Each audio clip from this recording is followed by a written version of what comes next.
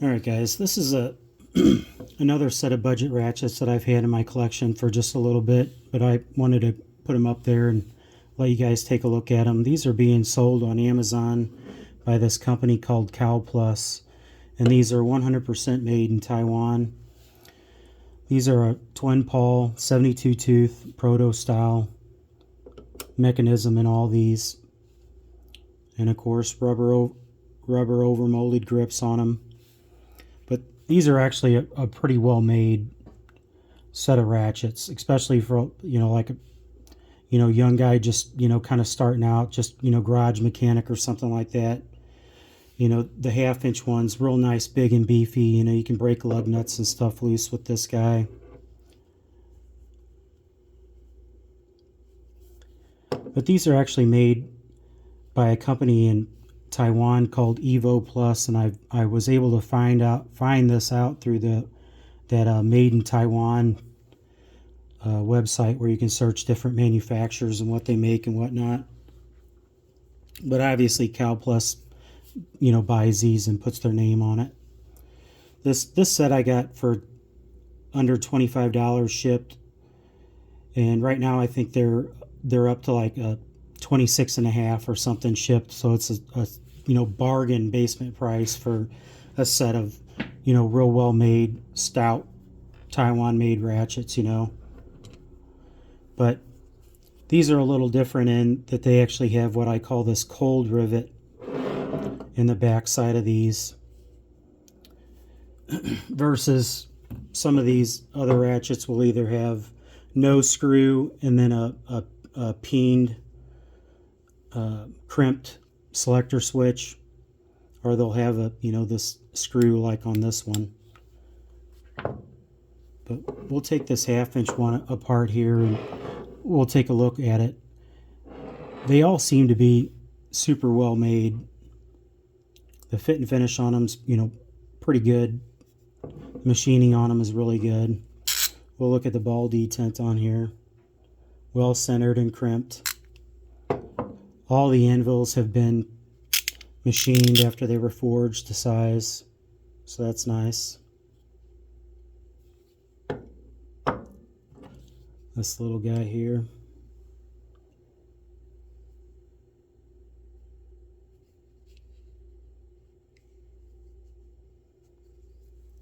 The stickers wanted to come off this one. I kind of ran my finger over that to see if there was another name underneath it, but there's nothing underneath it. I peeled this one up enough to take a look. But we'll take this 1/2 inch one apart and we'll take a look at it. I've had this apart before, and they all had some like light super lube in them, something like that.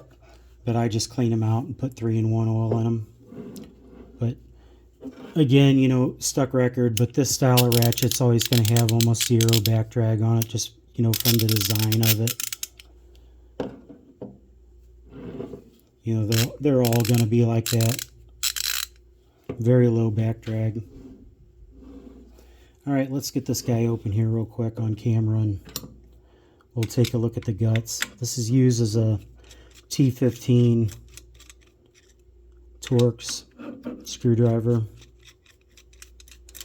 And since it has this cold rivet on there, we'll have to give this backside of the anvil a little tap to kick that plate up enough to where we can get it out. These had a little bit of a clear thread locker on them, by the way. All right, we just take this and just give it a few taps, and we're just wanting to get this back cover kicked up enough to where we can get a screwdriver behind it. Maybe one more tap on it. I think that got it out all together. Normally I just try to get it up enough to where I can get a screwdriver underneath there and kind of bring it out. We'll zoom in a little bit on here if we can. Alright, so these have a wave washer on the front side. Set that aside there. I'm going to take a look at this anvil up close. typical Taiwan, especially nowadays. Really good quality, really good machining on it.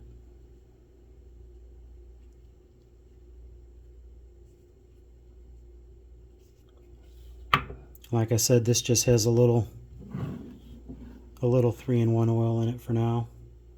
All right, we'll zoom back out, and as much as I hate it, I'm going to take the springs out of this because I want to show you the pawls and how they're sitting in here.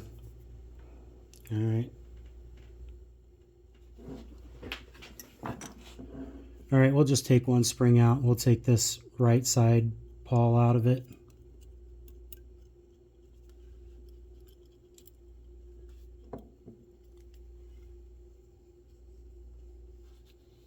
And we'll get in here and take our pawl out. So these pawls can be switched either left or right. They're identical. There's no numbers on them or anything like that. But what's really cool about them is this half round hole. These things are such good fit that they actually have to slide back down. They're captive in those holes, I guess is what I'm trying to say. And I don't think I got it in there right the first time. There we go. See, that pawl is captive in there. And a lot of other ratchets, this hole's, oversized, and these pawls are basically being held in to that half round hole with just the downward force from the anvil. But these pawls are super wide, especially on this 1/2-inch drive. Get this guy out of there. But they're like titanium nitride or something coated, like a tin coated finish on them. There are 5 teeth on each pawl, and each pawl is a 1/2-inch wide, so they're really wide pawls in this guy. Makes for a pretty stout ratchet. We'll get our spring back in there, and we'll put our back plate back on it. When I get these springs, I kind of go in through the middle of it there, and then I'll collapse it from the inside. And then I'll put it into the ratchet body. I'll put a couple fingers over it to kind of keep it captive in there. So that's good, just like that. We'll get our anvil back in there. Get our wave washer. Doesn't matter if you put that on one way or not.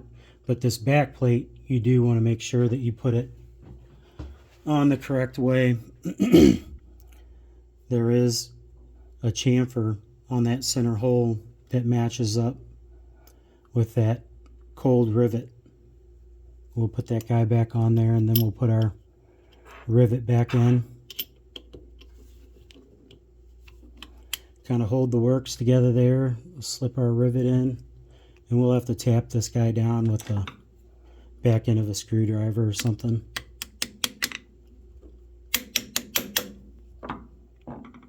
You could put some blue thread locker on that rivet if you feel like it. It may have had some clear thread locker on it too. We'll tighten these guys back up, and then we'll give that rivet another little tap.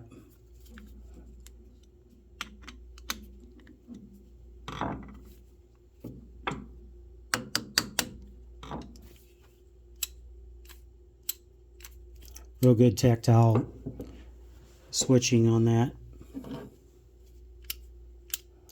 Same for the 3/8. Pretty good for the 1/4 inch. We'll take a look at how much slop they have in them. Nothing. Nothing on the 1/2 inch. 3/8 just got a little bit.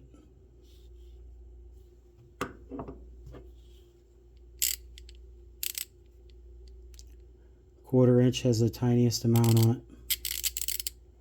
And that's good for these proto style swinging pawl fine tooth mechanisms. You want to have the least amount of slop in them as you can. It doesn't really matter, like I've said before, on the coarse tooth, like the original protos, 24 teeth or 36 teeth or 45 or whatever. Doesn't really matter on those, but once you start getting up in the fine tooth mechanisms on these, you want to try to keep them as tight as you can.